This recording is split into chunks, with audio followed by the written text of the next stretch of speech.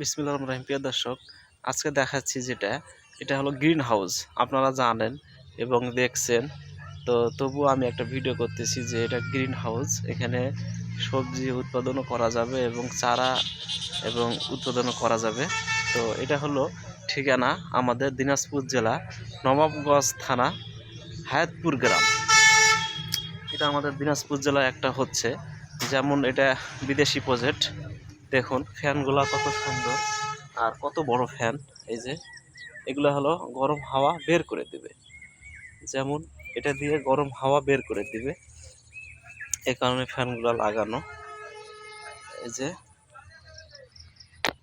দেখুন, এই যে এটা পলি হাউস, উপরে দেওয়া আছে পলি, যে পলিথিনটা আপনার 20 বছরও কিছু হবে না,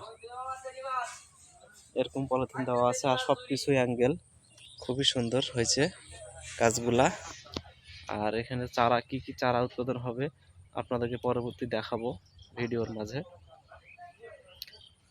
বিদেশিরা এরকম পলি হাউসে চারা উৎপাদন করে, আমরাও বাংলাদেশে করতেছি এবং করব ইনশাল্লাহ। আমাদের এটা দিনাজপুর জেলাতে হচ্ছে।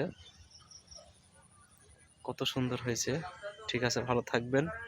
আর আমাদের চারা যেন সুন্দর সুস্থভাবে করতে পারি, দোয়া করবেন। ভালো থাকবেন। আসসালামু আলাইকুম।